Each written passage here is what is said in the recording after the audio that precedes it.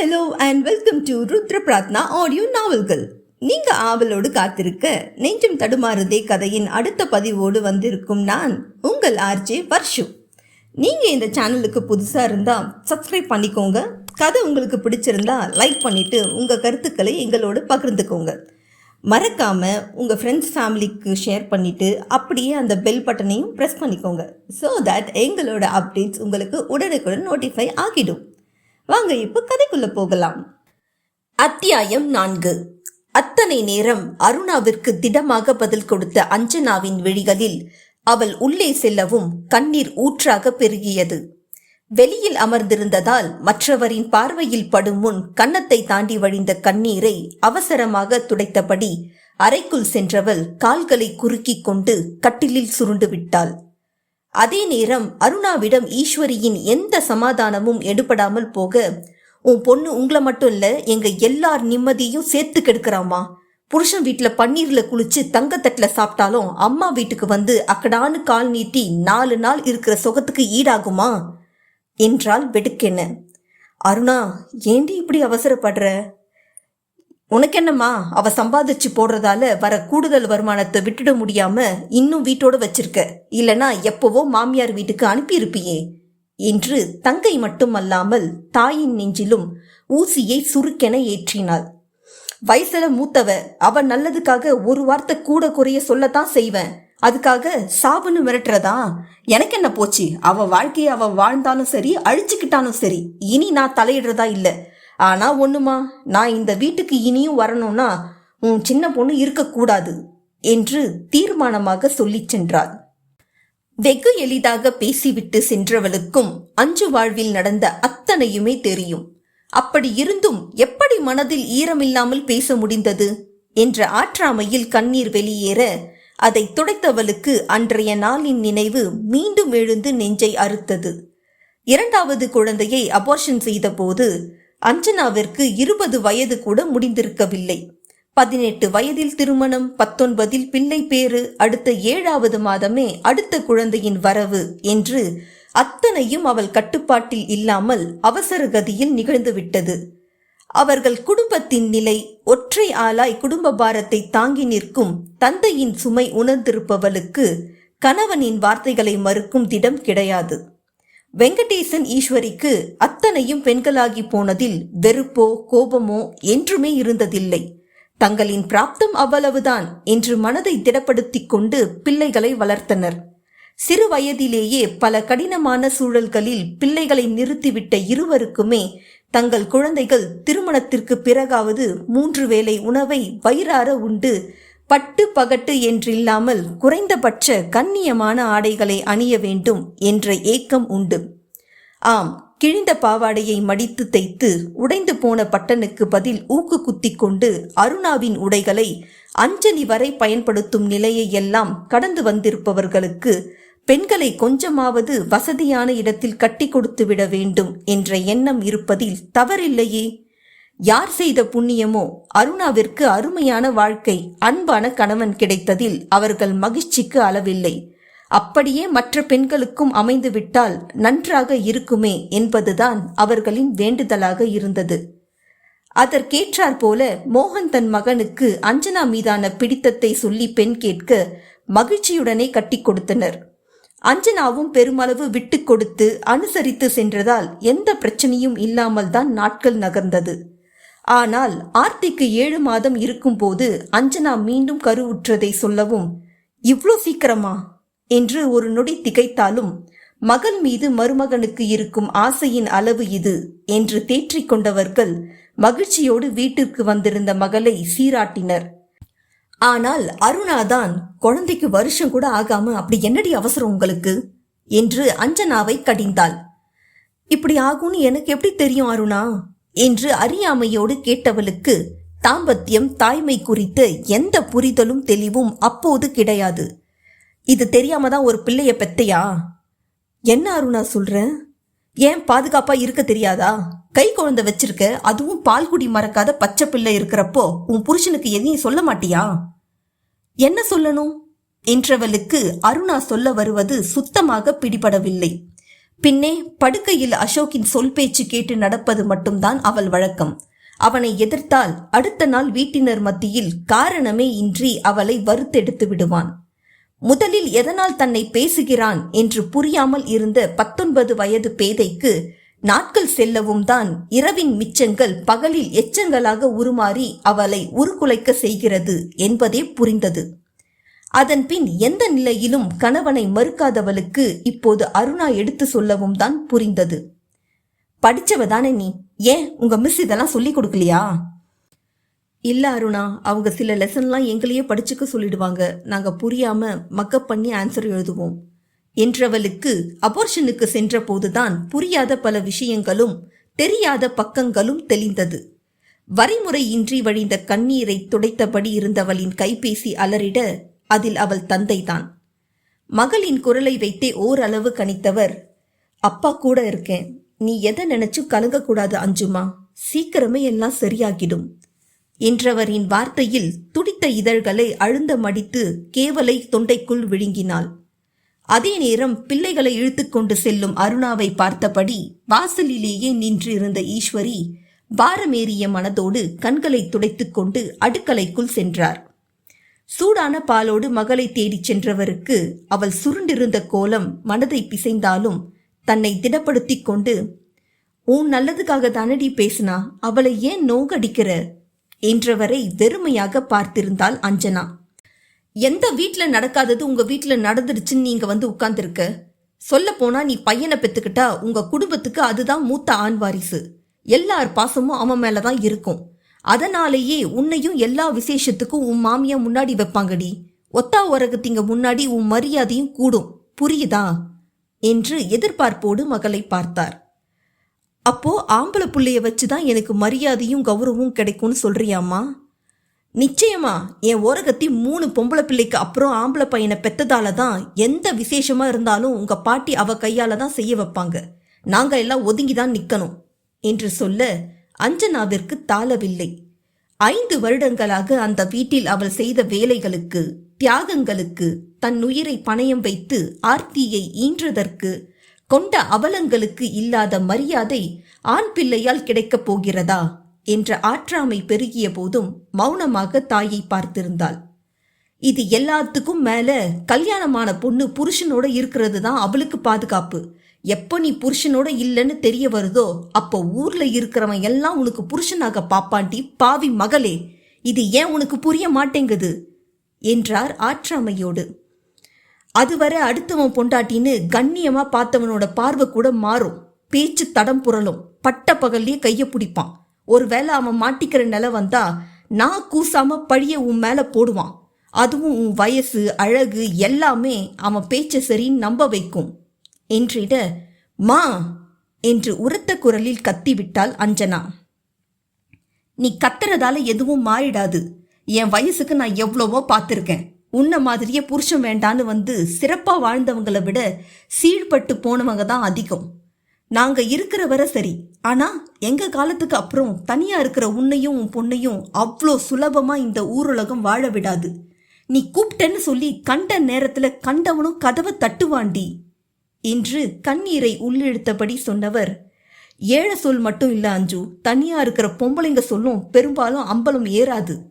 ஏதோ மாப்பிள்ளைக்கு கெட்ட நேரம் புள்ளைய வேண்டான்னு சொன்னாரு, அதான் இப்போ வேணும்னு சொல்றாரே, பெத்து கொடுத்துட்டு சந்தோஷமா வாழ பாருமா என்றார் கெஞ்சலாக. ஊரை பத்தி ஏமா யோசிக்கணும், நான் அனுபவிச்சதை பக்கத்துல இருந்து பார்த்தோம். கல்லானாலும் கணவன், புல்லானாலும் புருஷன்னு என்ன கொடுமை நடந்தாலும் வாயை மூடிட்டு எப்படிமா உன்னால போக சொல்ல முடியுது? வேற என்னடி செய்ய முடியும்? இதுதான் பொம்பளை ஜென்மத்தோட சாபம். நமக்காக இல்லாட்டியும் நம்ம பிள்ளைங்களுக்காக சிலதை மென்னு முழுங்கி சகிச்சுக்கிட்டு தான் போயாகணும்.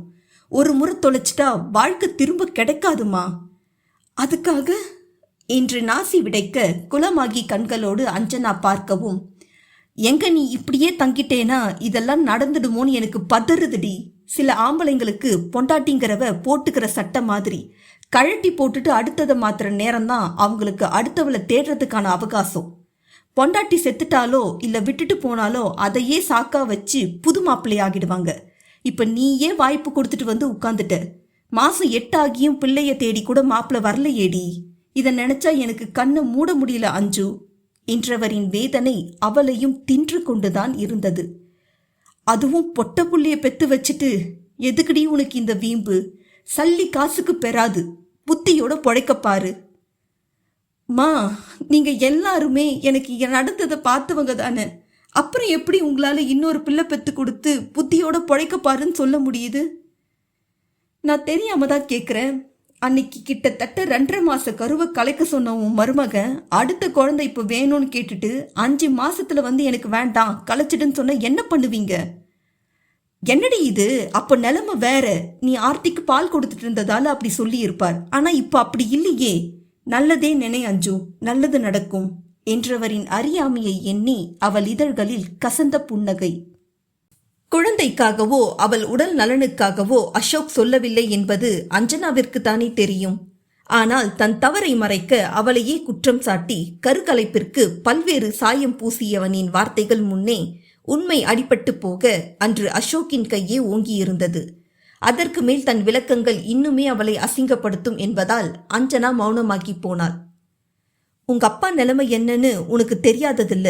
இப்ப விற்கிற விலைவாசிக்கு நீ வாங்குற 9,200 ரூபாய் எந்த மூளைக்கு சொல்லு? அதிகபட்சம் 10 சவரன்னு சொல்லியும் அச்சுவுக்கு கொஞ்சம் நல்ல இடத்துல இருந்தே மாப்பிள்ளைங்க வராங்க. ஒவ்வொரு விசேஷத்துலயும் உன்னை தனியா பாக்குறவங்களுக்கு நீ மாப்பிள்ளைய விட்டு பிரிஞ்சு வந்தது தெரிஞ்சா இந்த வீட்டு பொண்ணுங்களே அப்படிதாங்கிற எண்ணம் வந்துடாதா என்று தவிப்போடு மகளை பார்க்கவும், அர்ச்சனா வாழ்க்கையை கெடுக்கவே நான் இங்க உட்கார்ந்துருக்கிறதா நீயும் நினைக்கிறியாமா என்று கண்ணீரோடு தாயை பார்த்தாள். அப்படி சொல்லலடி. ஆனா உங்க அப்பாவும் ஒன்னும் இளவட்டம் இல்லையே. 60 வயசுக்கு மேலாச்சு. முன்ன மாதிரி அதிக நேரம் கடையில உட்கார முடியல, வண்டி ஓட்ட முடியலன்னு சொல்றார். போததுக்கு சுகர் வேற என்று வேதனை தாளாமல் சொன்னவர், அதுக்கு மாத்திரை மருந்து கவர்மெண்ட் ஹாஸ்பிட்டல்ல வாங்கினாலும் தன் சக்திக்கு மீறி சுமக்கிற மனுஷனுக்கு இன்னும் பாரம் ஏத்தாதுன்னு தாண்டி சொல்றேன். உன்னோட முடிஞ்சிடல. இன்னும் 2 பொண்ணுங்களை கரையேற்றுற பொறுப்பு எங்களுக்கு இருக்கு. நாங்க கால் வயிறு கஞ்சி குடிச்சாலும் உங்களுக்கு காலம் முழுக்க நல்ல சாப்பாடு, உடுக்க துணி, ஒதுங்க நல்ல கூரை கிடைக்க வழிவகை செஞ்சோங்கிற நிம்மதியாவது எங்களுக்கு கொடுன்னு தான் கேட்கிறேன். தயவு செஞ்சு கெடுத்துடாதடி என்று பொங்கிய கண்ணீரோடு கை கூப்பினார். மா, சாப்பாடு மட்டும்தான் வாழ்க்கையா என்றவளின் விழிகளிலும் நீர் நிரம்பி விட்டது. உனக்கு அப்படி தெரியாம இருக்கலாம் அஞ்சு. ஆனா இருக்கிற கைப்பிடி அரிசியை வச்சு உங்களுக்கு கஞ்சி காய்ச்சி கொடுத்துட்டு நானும் உங்க அப்பாவும் தண்ணியை மொண்டு வயிற்று ரொப்பிக்கிட்டு படுத்த நாட்கள் ஏராளம். அதுலயும் மாசத்துல பாதி நாள் ஒருத்தி மாத்தி ஒருத்தி உட்கார்ந்துருவீங்க. உங்களுக்கு செய்யற மேல் செலவே வீட்டு செலவை தின்னுடும். உங்க அப்பா சம்பாதிக்கிறதுல பாதிக்கும் மேல கடங்காரங்களுக்கு போயிடும். மாச ஃபைனான்ஸ், வார ஃபைனான்ஸ், தின ஃபைனான்ஸ்னு உங்க அப்பா எடுக்காத ஃபைனான்ஸே கிடையாது. மாசமானா 10,000 ரூபாய் வட்டி காசு கட்டணும். நகைச்சீட்டு, பாத்திரச்சீட்டுன்னு போட்டு எதையுமே முழுசா கட்ட முடியாம நட்டமானதுதான் மிச்சம். இது போதாதுன்னு உங்க 4 பேர்ல அருணாவும் அர்ச்சனாவும் நோவலாளிங்க. ஒன்று வயிற்றால போகும், இல்லையா ஜுரம், நெஞ்சு சளின்னு மூச்சு விட முடியாம பாதி நேரம் ஆஸ்பத்திரியே கதியா கிடந்திருக்கேன். அதெல்லாம் இப்ப நினைச்சு பார்க்க கூட பயமா இருக்கு. மூச்சு விட கூட நேரம் இருக்காது எனக்கு. ஒருத்திய தூங்க வச்சுட்டு அடுத்த வேலை பார்த்துன்னு நான் பட்ட பாடு சொல்லி மாளாது. இவங்களுக்கு இடையில அஞ்சலி கை குழந்தை, என் இடுப்பை விட்டு இறங்க மாட்டா. எப்படி இருந்திருக்கும்னு யோசிச்சு பாரு என்றதில் உதட்டை கடித்து கொண்டு அழுகையை விழுங்கி தாயை பார்த்தாள். ஒத்த மனுஷன் வருமானத்துல இன்னும் 2 பேரை கட்டி கொடுத்து தாலி பெருக்கி போட்டு ஆடி சீர், தீபாவளி சீர், பொங்கல் சீர், சீமந்தம், பிள்ளைய பார்க்கறதுன்னு எங்க வயசுக்கு மீறி நாங்க பார்க்க வேண்டியிருக்கு அஞ்சு என்று முந்தானையால் முகத்தை அழுத்தமாக துடைத்தவர், இன்னும் அடைக்காத கடனே தலைக்கு மேல தொங்குற கத்தி மாதிரி எங்களை நெருக்கிக்கிட்டு இருக்கு. இனியும் எல்லாத்துக்கும் கடனை உடனே வாங்கி தான் பண்ணணும். அதுக்கு வட்டி கட்டியே எங்க ஆயுசு போயிடுமோன்னு நினைச்சாலே என் ஈரக்குலையே நடுங்குது. ஏண்டி எங்களை புரிஞ்சுக்க மாட்டேங்கிற என்ற ஈஸ்வரி நெஞ்சிலிருந்து எழுந்த பெருங்கேவலோடு மகளை கட்டிக்கொண்டு கதறிவிட்டார். அஞ்சனாவிற்கு தாயின் பேச்சும் அழுகையும் நெஞ்சை அறுத்த போதும் அசோக்கின் மீது சுத்தமாக நம்பிக்கை இல்லாததில் அவளால் இன்னொரு குழந்தைக்கு மனதளவில் தயாராக முடியவில்லை.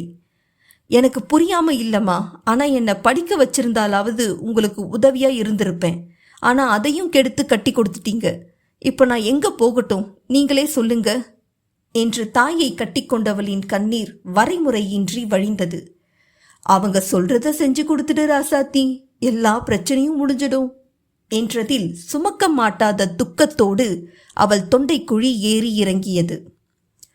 அன்று டியூட்டி முடித்து வந்த அஸ்வின் ஆசையோடு சுனிதாவிற்கு அழைத்து, ஹனிமூனுக்கு குளுமனாலி ட்ரிப் 1 வீக் பிளான் பண்ணியிருக்கேன், உனக்கு ஓகே தானே பேபி, இல்லை எக்ஸ்டெண்ட் பண்ணணுமா என்றான்.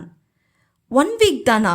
2 வீக்ஸ் இருக்கலாமே அஷுமா என்று சினுங்களாக சொல்லவும், 2 வீக்ஸ் எனக்கும் ஆசை தான் அம்மோ, ஆனால் லீவ் கிடைக்கிறது ரொம்ப கஷ்டமாச்சே என்று அஸ்வின் தன் சூழலை விளக்கவும், போங்க அஷு, எனக்கு என்னோட ப்ரைவசி ரொம்ப முக்கியம், என்னோட எக்ஸ்பெக்டேஷனே வேறையா இருந்தது, உங்களை ரொம்ப பிடிச்சதால தான் கல்யாணத்துக்கு ஒத்துக்கிட்டேன், ஆனால் இப்போ நீங்கள் கூட்டு குடும்பத்தில் தான் இருக்கணும்னு சொல்கிறீங்க, எனக்கு இதெல்லாம் செட் ஆகுமான்னு தெரியலையே என்றதும், அப்படியெல்லாம் சொல்லக்கூடாது, உனக்கு செட் ஆகாத எதையும் செட் ஆக்கி கொடுக்க வேண்டியது என் பொறுப்பு செல்லம் என்று அவளை சமாதானப்படுத்தவும், ஓகே அஷுமா, ஆனால் 2 வீக்ஸ் இருந்தால் நல்லா இருக்கும், நம்மோட ஹனிமூன் பீரியட் இல்லையா, கொஞ்ச நாள் என்ஜாய் பண்ணிட்டு வரலாம். ஓகே டன் அம்மு, நான் 2 வீக்ஸ்க்கு எப்படியாவது பிளான் பண்ணுறேன் என்றவனிடம், உங்ககிட்ட ஒரு விஷயம் சொன்னால் தப்பாக எடுத்துக்க மாட்டீங்களே என்றால் மெல்லிய குரலில். என்ன சொல்லுடா. இல்லை உங்கள் சின்ன அண்ணி வந்தாச்சா, எங்கள் அம்மா தான் கேட்க சொன்னாங்க என்றதும் அவனுக்கு அத்தனை நேரம் கொண்டிருந்த உற்சாகம் முற்றிலும் வடிந்து போனது. எங்கள் வீட்டில் அவசரப்படணுமான்னு கொஞ்சம் யோசிக்கிறாங்க, அது கூட உங்கள் சின்ன அண்ணி வீட்டுக்கு வந்துட்டா இருக்காதுன்னு நினைக்கிறேன் அஷுமா என்றதில் பட்டென அழைப்பை துண்டித்து விட்டவன் கீழே இறங்கி வர, சாப்பிடவா அஸ்வின் என்றழைத்தார் ஜெயந்தி. இன்னும் யாருமே சாப்பாட்டு மேஜைக்கு வந்திருக்கவில்லை. 2 நாட்களாக டியூட்டியில் இருந்தவனை முதலில் அழைக்க, இப்போ சாப்பாடு ஒண்ணுதான் குறை என்று எடுத்ததுமே குரலை உயர்த்தியிருந்தான். என்னப்பா ஆச்சு, ஏன் இப்படி பேசுற? ஏன் உன் மகனால ஏற்கனவே நாங்க அசிங்கப்படுறது போதாதா, இப்ப கல்யாணமும் நின்னு வெளியே தலை காட்டாம போகணுமா என்றான். ஏன்பா இவ்வளோ கோவப்படுற, என்னாச்சு என்றவருக்கு நடந்ததை சொல்லியவன், ஒழுங்கு மரியாதையா உன் மகனை போய் அவன் பொண்டாட்டியை கூட்டிட்டு வர சொல்லு, இல்ல நான் தனி கொடுத்துன்னு போயிடுறேன், இன்னைக்கே எனக்கு 2ல் 1 தெரிஞ்சாகணும் என்றான் ஒரே பிடியாய். மகனின் பேச்சில் அரண்டு போன ஜெயந்தி, என்ன ராஜா புதுசா தனி கொடுத்தன பத்தி பேசுற, உனக்கு எந்த பிரச்சனையா இருந்தாலும் நான் தீர்த்து வைக்கிறேன், இன்னொரு முறை இப்படி பேசாதையா என்று அவன் கையை பிடித்து கொண்டு கதறிவிட்டார். அப்போ உன் சின்ன மருமகளை கூப்பிட்டு வந்து புத்தி சொல்லி ஒழுங்கா நடந்துக்க சொல்லு, அதனால என் கல்யாணமே கேள்விக்குறியாகிடும் போல இருக்கு, பொழுது விடிஞ்சு பொழுது போனா இவங்க பிரச்சனை தான் பெரும் பிரச்சனையா இருக்கே தவிர எங்களுக்கு சுத்தமா நிம்மதி இல்லை. அந்த மகராசி இப்படி திமிரெடுத்து தெரிஞ்சா நாங்க மட்டும் என்னப்பா பண்ணுவோம்? ஒவ்வொரு முறையும் நீங்க பஞ்சாயத்து பண்ணி கூட்டிட்டு வர திமிரில தான் வருஷத்துக்கு 4 முறை இப்படி போய் உட்கார்ந்துக்குது. என்ன செய்ய, எல்லாம் நாம வாங்கி வந்த வரோம் ராஜா. அசோக் மட்டும் இவளை கை நீட்டலன்னா நம்ம குடும்பம் ஏன் இப்படி அல்லாட போகுது?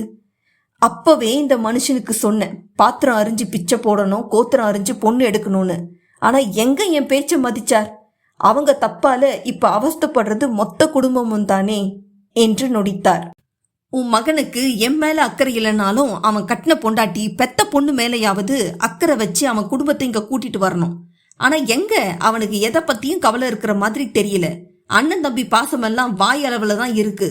எனக்காக இதுவரை துரும்ப அசைச்சிருப்பானா என்றான் குறையாத கோபத்தோடு. கோபத்தில் என்றாலும் அஸ்வின் சொன்ன வார்த்தைகளில் பல உண்மை புதைந்துள்ளது. அஞ்சனாவின் அழகு அசோக்கை ஈர்த்தது நிஜம். ஆனால் ஆசை 60 மோகம் 30 என்று 90 நாட்களுக்கு கூட அது நீட்டிக்கவில்லை. அவள் மீதான ஈர்ப்பு குறைந்ததோடு பிள்ளை பெற்றுக்கொள்ள வேண்டும் என்ற ஆசையே அவனுக்கு கிடையாது. குழந்தையை தேவையில்லாத சுமை என்று நினைப்பவன்தான்.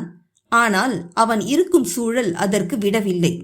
அவனோடு வேலை செய்யும் மூத்த நபர் ஒருவருக்கு திருமணமாகி 4 ஆண்டுகளாகியும் குழந்தை இல்லாததை வைத்து அவரை ஜாடை மாடையாக பேசுவதை கண்டவனுக்கு எங்கே தன்னையும் அப்படி பேசிவிடுவார்களோ என்பதற்காகவே திருமணமான உடனே குழந்தை என்று முடிவெடுத்து விட்டான். ஆனால் 3 மாதங்களாகியும் கரு தங்காததில் பெற்றவர்களின் பேச்சையும் கேட்காமல் அஞ்சனாவை மருத்துவரிடம் அழைத்துச் சென்றிருந்தான்.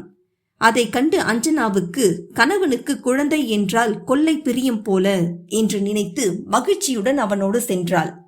ஆனால் அவனது உண்மையான முகம் குழந்தையின் பிறந்த நாளின் போது அவன் நண்பர்கள் கேலி பேசியதன் மூலமாகத்தான் தெரிய வந்தது. உடனே அது பற்றி அவனிடம் கேட்க, ஆமாம், எனக்கு இந்த குழந்தை பொறுப்பு, ஸ்கூலில் விடுறது, பிக்கப் பண்ணுறது, அதை ஹாஸ்பிட்டல் தூக்கிட்டு போகிறதெல்லாம் அலர்ஜி, தேவையில்லாத தொல்லை. அதனால தான் குழந்தை வேண்டான்னு முடிவு பண்ணியிருந்தேன். ஆனால் எங்கே கண்டவனும் என்னை ஆம்பளை இல்லைன்னு சொல்லிடுவானோன்றதுக்காகவே குழந்தை பெற்றுக்கிட்டேன். அதில் என்னடி உனக்கு பிரச்சனை என்றவனின் ஆணவ பேச்சில் அஞ்சுவின் கண்கள் உடைப்பெடுத்தது. ஆம்பளன் நிரூபிக்கிறதுக்காகவா குழந்தை பெற்றுக்கிட்டீங்க என்றவளுக்கு அடுத்து என்ன சொல்வது என்று கூட புரியாத அளவு அப்படி ஒரு அதிர்ச்சி.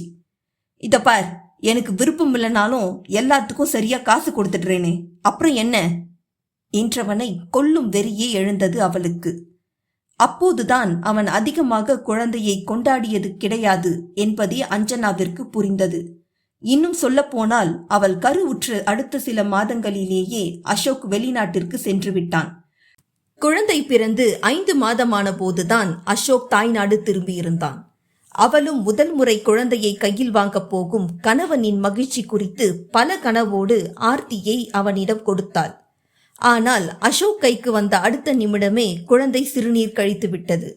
முகத்தை சுழித்துக் கொண்டு அவளிடம் கொடுத்தவன், ஒரு பேம்பர்ஸ் கூட போட தெரியாதாடி உனக்கு? அதுதான் மாசம் மாசம் உங்களுக்கு கொடுக்க சொல்லி பணம் கொடுத்தேனே, அதை வச்சு என்ன பண்ணிட்டு இருக்க? நைட் கணக்கு என் கைக்கு வந்தாகணும் என்று மற்றவர்கள் எதிரிலேயே அஞ்சனாவை குதறினான். இல்லைங்க, குழந்தைக்கு ரேஷஸ் இருக்கு, அதிகமாக பேம்பர்ஸ் யூஸ் பண்ண வேண்டான்னு டாக்டர் சொல்லிட்டாங்க, வீட்டில் தானே இருக்கான்னு போடல என்றவள் அதன் பிறகு பேம்பர்ஸ் போடாமல் குழந்தையை அவனிடம் கொடுப்பதில்லை.